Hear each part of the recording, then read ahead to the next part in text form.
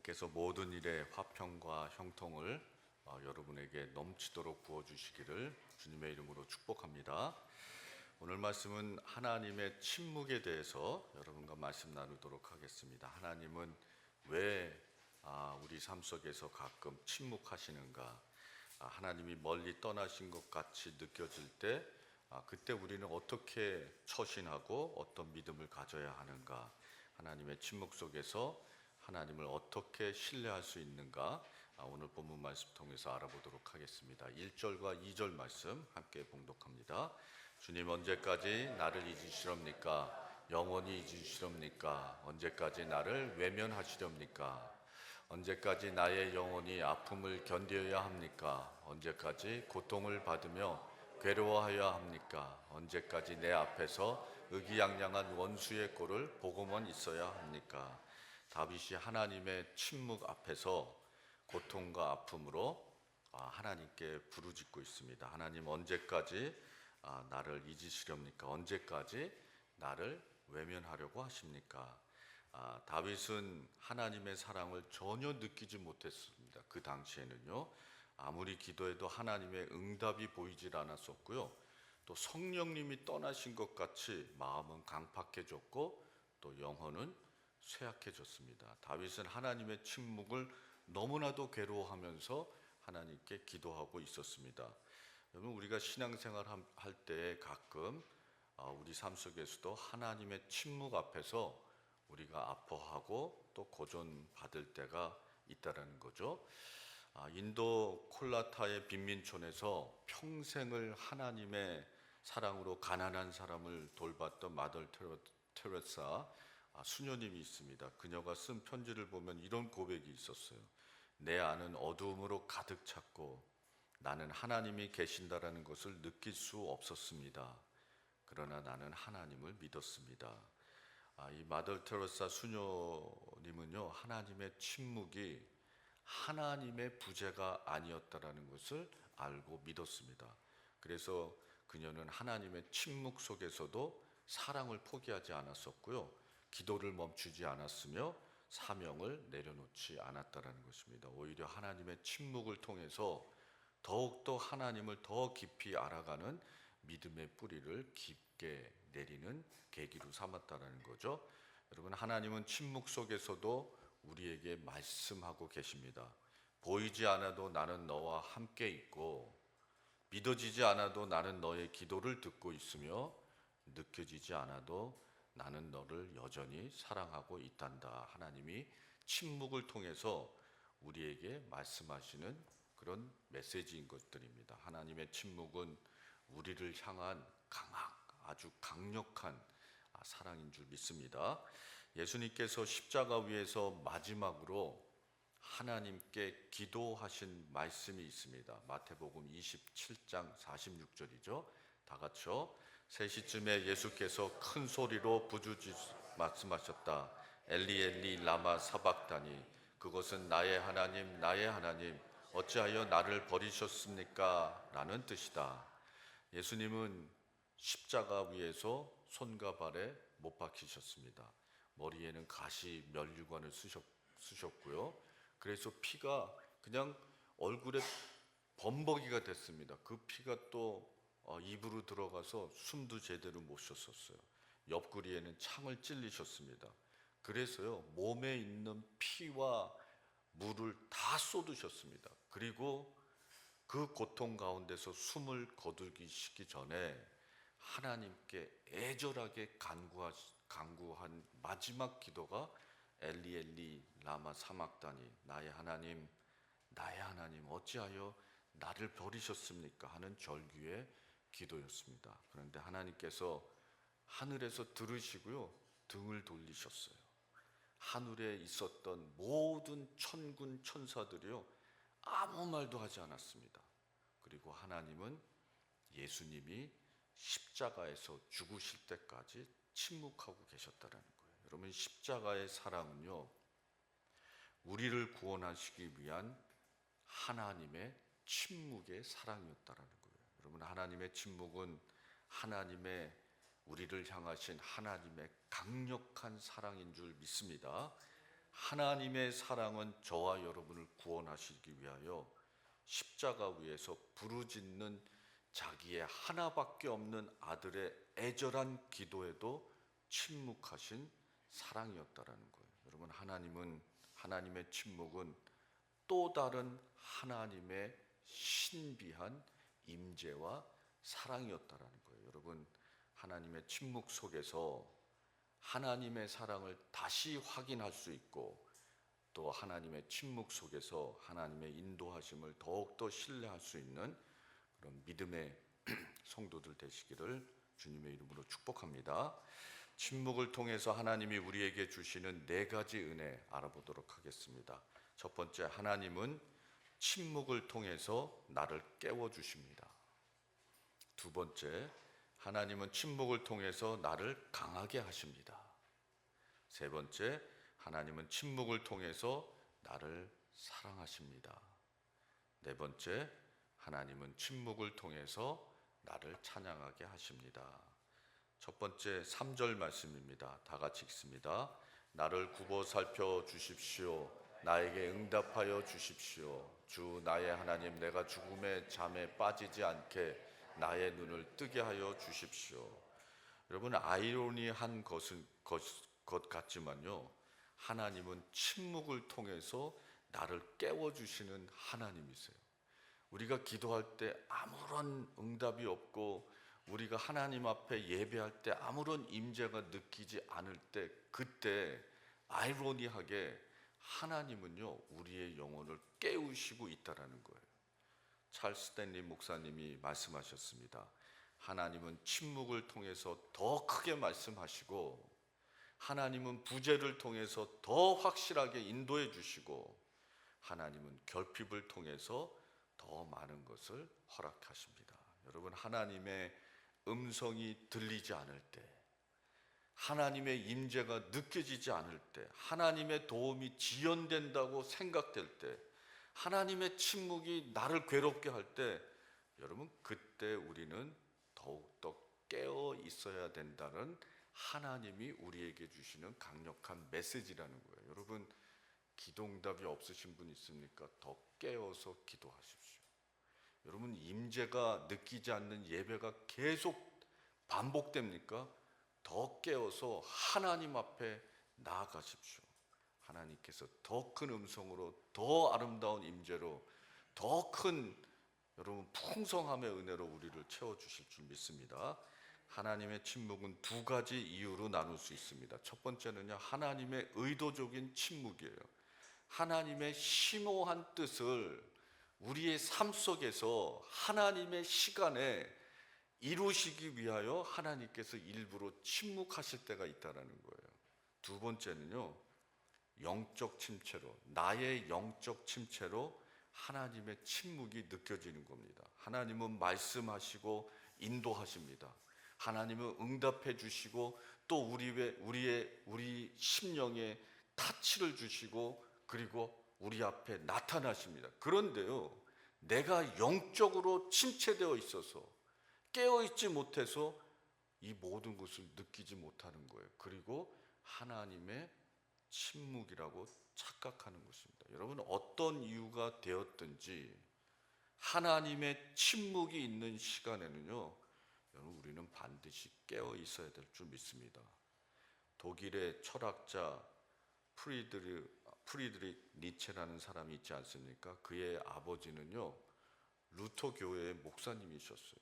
니체도 아버지의 뒤를 따라서 신학교를 다녔다고요. 매우 경건하고 진지한 신앙심을 가진 소년이었습니다. 그런데 그가 청년기 이후에 신은 죽었다라고 말하면서 신앙을 떠나버렸어요. 신은 없다라고는 말하지 못했어요. 신이 없다라고 부정할 수는 없었던 거예요. 신은 죽었다라고 말했어요.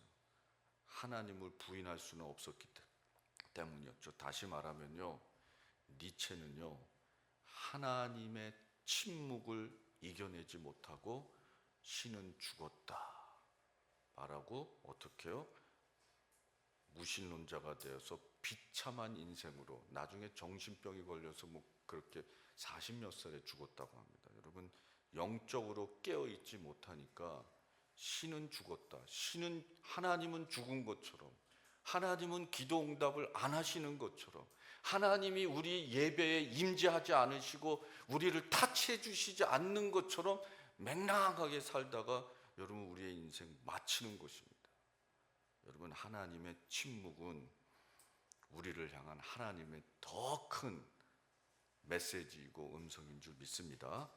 마가서 13장 35절 37절 다 같이 읽습니다. 그러므로 깨어 있어라. 집주인이 언제 올든지 저녁일든지 한밤중일지 닭이 올 무렵인지 이른 저녁일지 너희가 알지 못하기 때문이다. 주인이 갑자기 와서 너희가 잠자고 있는 것을 보게 되는 일이 없도록 하여라. 내가 너희에게 하는 말은 모든 사람에게 하는 말이다. 깨어 있어라. 37절. 네, 알겠습니다. 내가 너희에게 하는 말은 모든 사람에게 하는 말이다. 깨어 있어라. 여러분, 하나님의 침묵은요, 하나님이 아무 말씀도 하지 않으시는 거는요, 우리를 깨우시는 하나님의 더 큰 음성이었다라는 거예요.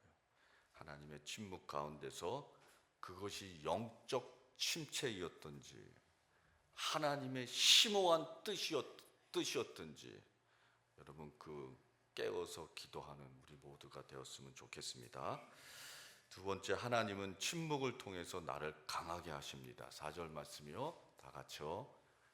나의 원수가 내가 그를 이겼다 하고 말할까 두렵습니다. 내가 흔들릴 때에 나의 대적들이 기뻐할까 두렵습니다. 하나님의 침묵은 여러분 하나님의 멈춤이 아닙니다.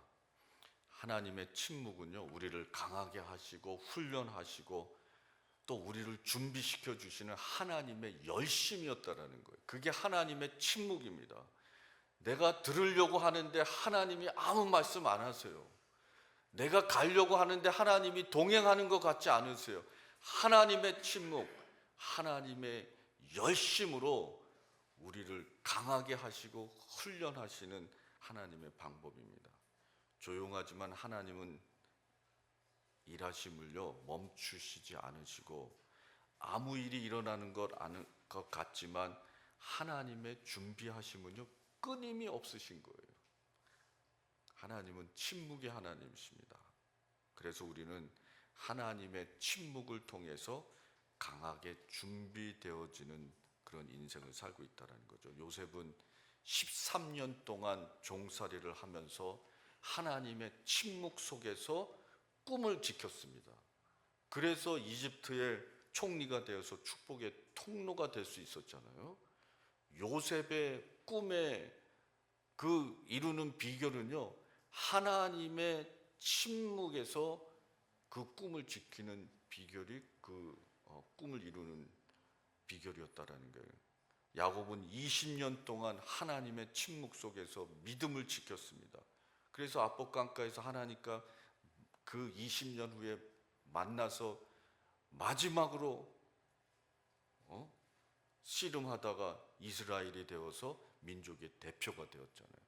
다윗은요 15년 동안 도망 다녔습니다. 망령 가가지고 미친 참 질질 흘리면서 적군을 위해서 싸워야 됐었다고요. 하나님의 침묵 속에서 다윗은요 하나님의 약속을 붙들었습니다. 그리하여 민족의 가장 존경받는 왕이 되었잖아요. 아브라함, 노아, 삼손, 엘리야, 믿음의 모든 선지자들은요 하나님의 침묵 속에서 훈련받았고 하나님의 침묵 속에서 빚음을 받았고 마침내 강한 자들이 되었다라는 거예요. 빌리 그램 목사님이 인터뷰 중에 이런 말씀을 하셨습니다. 목사님, 다시 시작한다면 무엇을 다르게 빌리 그램 목사님보다 더 많은 복음을 많은 사람들에게 전한 사람이 기독교 역사상 없습니다. 그 목사님한테 다시 시작한다면 어떻게 하시겠습니까? 물었습니다. 목사님이 대답하셨어요. 다시 시작할 수 있다면 우선 더 많이 준비하고 나중에 시작하겠습니다. 여러분, 서두르면 이스마엘이고 기다리면 이삭입니다. 하나님의 약속은 기다릴 때 완벽하게 우리에게 주어지고요. 하나님의 은혜는 우리가 준비되어질 때 선한 은혜로 우리에게 부어지는 줄 믿습니다. 하박국 2장 3절에 이 묵시는 정한 때가 되어야 이루어진다. 끝이 곧 온다는 것을 말하고 있다. 이것은 공연한 말이 아니니 비록 더디더라도 그때를 기다려라. 반드시 오고야 만다. 늦어지지 않을 것이다. 여러분, 하나님은 침묵하실 때, 하나님은 아무 말씀도 안 하실 때, 우리가 느끼지 못할 때 열심히 일하고 계십니다. 그게 하나님의 열심이라는 거잖아요. 우리를 위해서 준비하고 계십니다. 기다리고 인내하는 믿음으로 하나님이 준비하신 놀라운 축복을 약속의 기업으로 이어받는 우리 모두가 되시기를 주님의 이름으로 축복합니다. 세 번째, 하나님은 침묵을 통해서 나를 사랑하십니다. 5절 말씀 다 같이 읽습니다. 그러나 나는 주님의 한결같은 사랑을 의지합니다. 주님께서 구원하여 주실 그때에 나의 마음은 기쁨에 넘칠 것입니다. 다윗은 알고 있었어요. 이 침묵이 하나님의 사랑이라는 것을. 그래서요, 그 침묵 가운데서 괴로워하면서 언제까지입니까? 언제까지입니까? 원수들이 내 앞에서 이렇게 잔치를 벌이는데 언제까지 하나님이 침묵하실 것입니까? 그런데요, 찬양이 마치기 전에 한결같은 하나님을 사랑합니다. 그 침묵이 하나님의 사랑인 줄 확신하고 있었다라는 거예요. 여러분, 하나님의 침묵 속에서 여러분, 우리가 어떤 영적 삶을 고투로 하는지 잘 모르겠어요. 그런데 하나님의 침묵 가운데 있으시다면 여러분, 우리가 기억해야 될 것이 있습니다. 하나님의 사랑입니다. 그리고 우리는 기도의 응답 없이 하나님의 임재를 느끼지 못할 때, 예배의 은혜가 우리 삶 속에 막 부어지지 않을 때, 여러분, 그때 우리가 해야 할 일은요, 하나님의 사랑하심을 신뢰해야 되는 거예요. 주님 한결같은 사랑을 의지합니다. 신뢰합니다. 그리고 주님께서 구원하실 그때 나의 마음은 기쁘게 넘칠 것입니다. 저번에도 한번 말씀드렸는데요, 알떨 블레시스라는 사람이 있습니다. 이 사람은요, 큰 할리우드에서 시작하셨어요. 큰 십자가를 만들어 가지고요, 할리우드 길을 짊어지고 이렇게 걸어 다니다가 청년들이 이거 왜 하냐 물어보면 복음 전하고 그런 사람이었어요. 부흥회를 이끌다가 하나님이 부르셔가지고 그 십자가를 지고요, 전 세계를 다 돌아다녔어요. 나중에 간증하는 거 제가 들어보니까 너무 여기 어깨에다가 그 무거운 십자가를 들고 끌고 다니니까요, 하나님이 이 어깨에다가 사람들이 없는 뼈를 주셨대요. 그래서 거기다 이고 다니라고. 그분이 간증하셨습니다. 저번에도 한번 말씀드린 기억이 있는데요, 아프리카 정글을 십자가를 메고 터벅터벅 가는데요, 갑자기 비가 그냥 막 쏟아지더래요. 근데 너무 피곤하고 배고픈 거예요. 그래서 나무 밑에 잠깐 십자가를 놓고 앉아서 쉬고 있었습니다. 그리고 기도했대요. 하나님, 제가 지치고 배고픕니다. 그리고 너무 힘듭니다. 저는 지금 연약합니다. 이러다가 비 맞으면 감기 걸려서 어쩌면 큰 병 걸릴 수도 있을 것 같습니다. 하나님, 이 비를 멈춰 주시옵소서. 예수 그리스도의 이름으로 명하노니 비는 다 멈출지어다. 기도했대요. 그랬더니요, 비가 더 많이 쏟아지더라고요. 그때 두 손을 들고 하나님께 이런 말을 했다 그래요. 하나님, 내가 기도해서 비는 그치지 않고 비는 더 세게 올지라도 나는 하나님을 더욱 사랑합니다. 사랑합니다. 그렇게 외쳤다고 합니다. 여러분, 하나님이 침묵하실 때, 나의 기도 응답을 지연하실 때, 내가 아무리 노력해도 성령님이 성령님이 안 계신 것 같아서 이 메마른 심령 어찌할 바를 모를 때, 여러분 그때 여러분 우리가 기억해야 될 것은 하나님의 사랑인 줄 믿습니다. 예수님이 부활하신 후에 베드로를 찾아갔잖아요. 그리고 세 가지 질문을 하셨는데 다 똑같이 질문하셨어요. 내가 나를 사랑하느냐? 내가 사랑하는지 주님이 아시나이다. 그때 예수님이 말씀하셨어요. 내 양을 먹이라. 세 번 똑같이 말씀하셨어요. 여러분, 하나님이 관심이 있으신 것은 우리가 하나님을 사랑하냐는 것입니다. 그래서 사랑하면요, 그 사랑을 실천하라는 거예요. 어떻게 실천해요? 내 양을 먹이라. 하나님의 사랑의 언어입니다. 무슨 뜻이냐면요, 나를 사랑한다고만 말하지 말고 너의 이웃들을 사랑해. 이게 하나님이 우리에게 주시는 사랑의 언어라는 거예요. 하나님을 사랑합니다. 그 사랑의 고백이 여러분 이웃 사랑, 교우들과의 사랑, 그리고 성도들과의 그 사랑의 교제로 이어지는 그런 사랑의 공동체가 되시기를 주님의 이름으로 축복합니다. 마지막으로 하나님은 침묵을 통해서 나를 찬양하게 하십니다. 6절 말씀 다 같이요. 힘차게 읽습니다. 주님께서 나를 너그럽게 대하여 주셔서 내가 주님께 찬송을 드리겠습니다. 여러분 이 말씀을요 또 읽고 또 읽어보세요. 여러분 우리 삶 속에요 하나님이 침묵하신다고 생각이 들 때는요, 그때는 most likely 아마도 우리 삶 속에 가장 어려운 일들이 많이 있을 때 거예요. 여러분 그런데요, 다윗이요 주님께 찬송을 드리겠습니다 했어요. 여러분 이게 뭐냐면요, 지금 우리의 그 생활 언어로 말하면 하나님 너무 걱정하지 마세요. 아무리 힘들고 어려워도 제가 하나님의 성전에 와서 주님을 찬양할게요. 하나님 걱정하지 마세요. 너무 염려하지 마세요. 이렇게 어려워도 저 하나님의 찬양하는 거 놓지 않을 거예요 하는 고백이에요. 한번 잘 읽어보세요.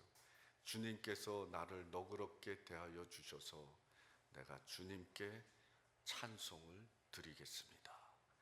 근데 이게 갑자기 나온 게 아니라 1절에서부터 하나님의 침묵에서부터 나온 말이에요.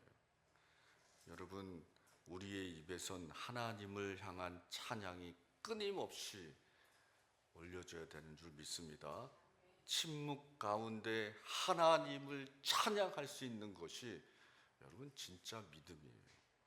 대답이 없을 때도 하나님을 의지하는 자, 그리고 기도 응답이 없을 때도 하나님께 감사하는 자, 그래서 찬양을 잊지 않는 자, 그 사람이 바로 하나님이 찾으시는 예배자라는 거죠.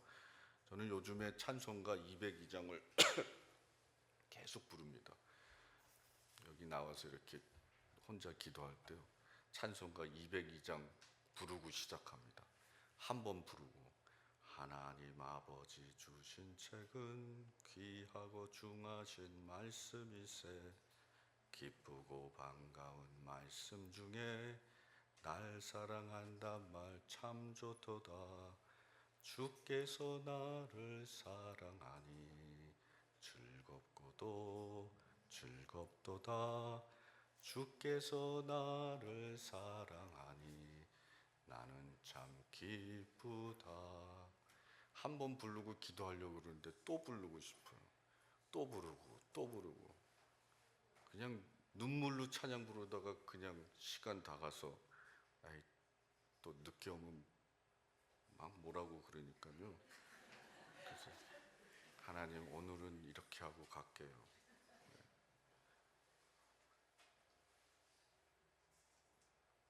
제 장례식에 이 노래 불러주세요. 근데 이게 자꾸 바뀌어. 한 가지 정해놓고 어떻게, 왜냐면 이게 믿음이라는 게 전이잖아요. 여행인데 여행하다 보면 이게 바뀌는 거지. 하나 세트해놓고 그렇게 되면 하나님과 동행이 아니잖아요. 알아요. 저도 바뀔 거 이제. 바뀌어요. 무슨 말 하고 싶으냐면요. 찬양의 은혜 받음이 바뀌고 또 바뀌도록 여러분 계속해서 우리가 우리의 입술로 하나님의 찬양을 수시로 불러드려야 된다는 것입니다. 하나님 염려하지 마세요. 하나님 너무 걱정하지 마세요. 내가 하나님을 찬양할게요. 여러분 하나님의 침묵 속에서 여러분 더욱더 하나님께 나아가는 우리 모두가 되었으면 좋겠습니다. 하나님의 침묵 네 가지입니다. 우리 다 같이 큰 소리로 한 목소리로 외쳐보겠습니다. 하나님은 침묵을 통해서 나를 깨워주십니다. 하나님은 침묵을 통해서 나를 강하게 하십니다. 하나님은 침묵을 통해서 나를 사랑하십니다. 하나님은 침묵을 통해서 나를 찬양하게 하십니다. 일주일도 선교지로 우리가 나아갑니다. 하나님의 침묵이든 하나님의 임재이든 하나님의 은혜이든 하나님의 은혜가 아니든 여러분 어떤 상황 가운데서도 하나님은 우리를 사랑하시고 또 우리를 강하게 하시고 우리를 깨어있게 하셔서 빛과 소금이 되게 하시는 줄 믿습니다. 하나님께 결단의 박수 올려드립니다. 감사합니다. 다 같이 일어나셔서 하나님께 찬양 드리겠습니다.